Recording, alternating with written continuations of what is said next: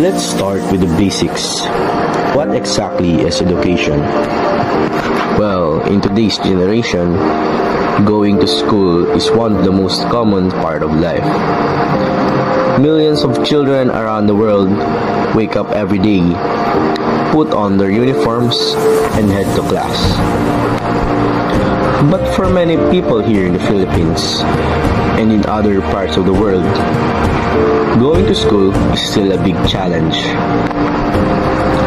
Some kids walk for hours just to reach a classroom. Others never get the chance to study at all. Many families struggle with money, distance, or simply not having a school nearby. Behind every face is a story. A man without a home, a vendor working all day, and a student chasing a dream.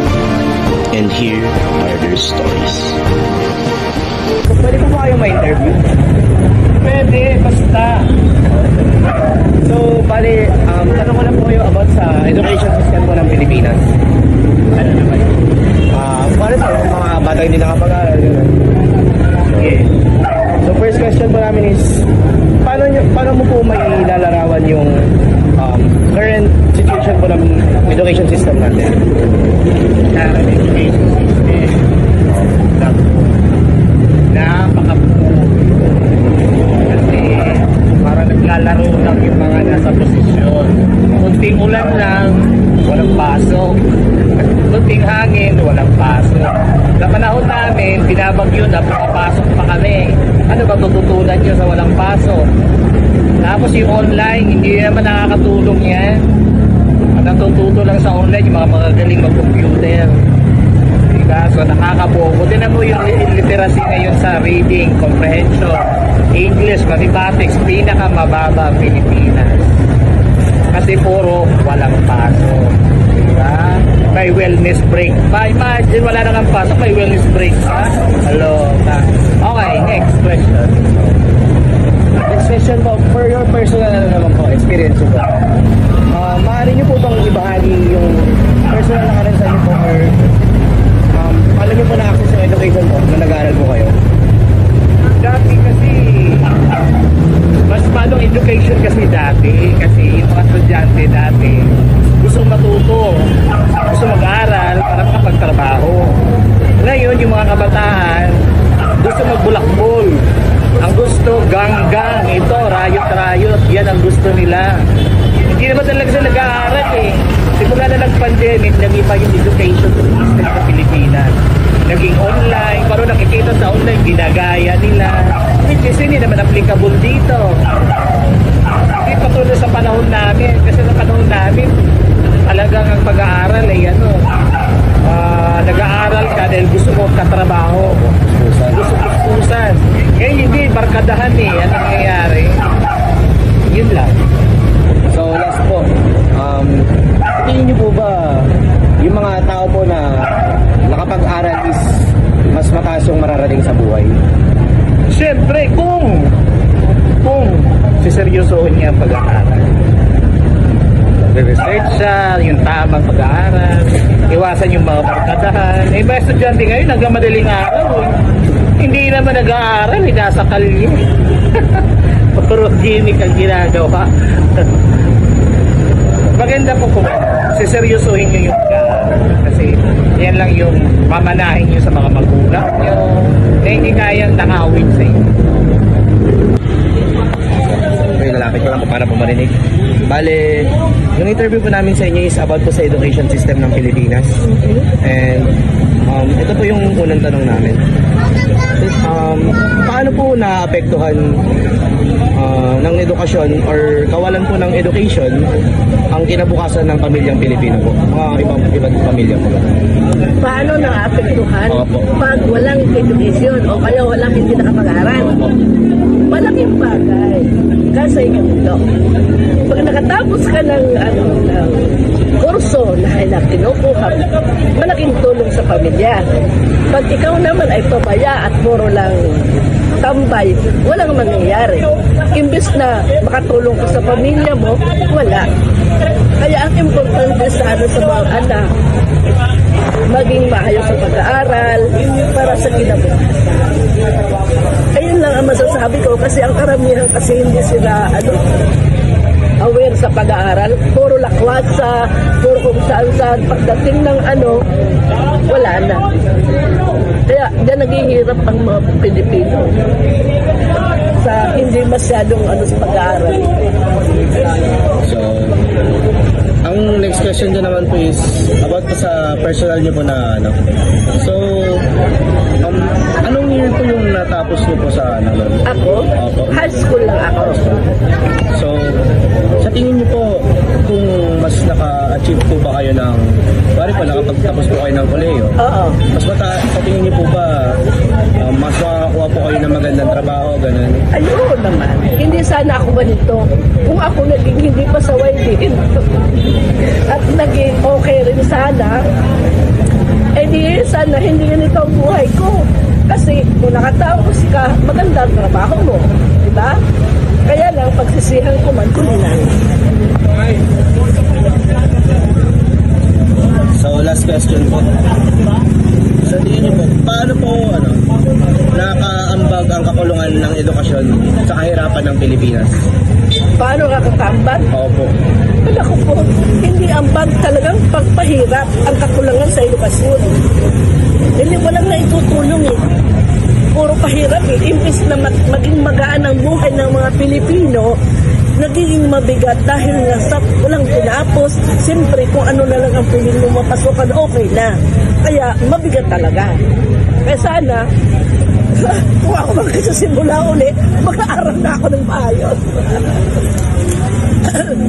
Ayun lang ang masasabi ko to kasi wala na humina ang lahat Magandang tanghali po.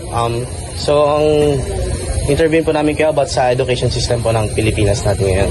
So, ano pong pangalan nila? Jerome po. So, bali, saan po kayo nag-aaral? Anong year na po kayo ngayon? 6 years. 6 years po. So, ang first question po namin is, ano ang isang malaking dahilan kung bakit maraming batang Pilipino ang hindi nakakapasok sa paaralan? I think first of all, yung marami kasing contributing factors lang kung bakit hindi sorry, anong question ulit? Ano ang isang malaking dahilan, sa tingin niyo po, bigay po kayo ng isang malaking dahilan, bakit maraming bata po ang hindi nakakapasok sa paaralan? Siguro yung sa struggle nila sa buhay, hindi nila ma-afford yung education dito sa Pilipinas. At the same time, I think kaya naisip kong dahilan bukod sa financial problem nila, meron ding marami silang wala akong maisip na pinaka-problem. Maraming contributing factor na nagli-lead doon kung bakit hindi sila nakaka-achieve ng education dito sa Pilipinas. Example na yung pinaka-main ko for me is yung financial nila. Ayun.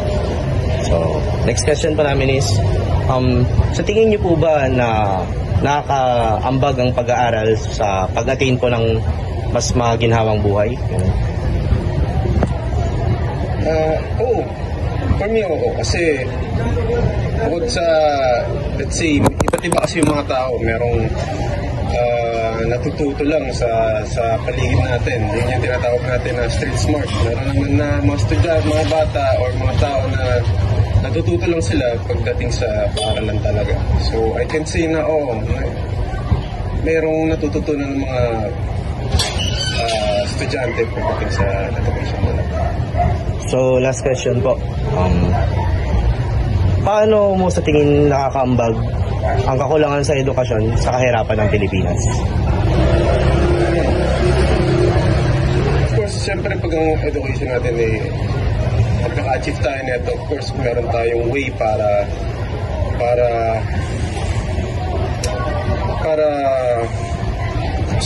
yung nakambag para sa pag-angat ng Sa ano po, yung kakulangan po sa education, for example, mas maraming tao ang hindi nakakapag-aral, mas nakakambag ba ito sa paghirap ng bansa?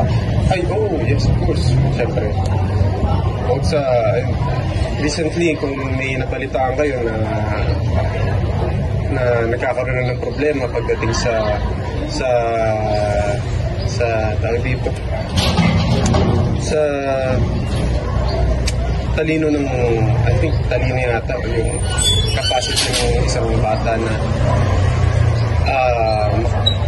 yung intellectual capacity ng bata is nasa na tayo, medyo nanganganib na, mababa na. So I think especially pag mga rin, siyempre contributing din yun kapag let's say, ayoko naman maging political, siyempre pagdating sa mga botohan, siyempre kailangan maging matalino tayo sa boto, hindi yung nakikisabay lang tayo dahil sa sikat to, ganito, ganyan. So dapat talaga maging masuri, kailangan may critical thinking tayo talaga. So I think yung education, yung kawalan or kakulangan sa education pagdating sa mga kabataan is nakakadagdag talaga sa pagbababa ng parang kahirapan ng bansa.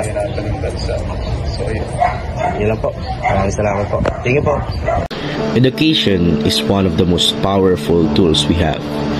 It gives people skills, hope, and a future.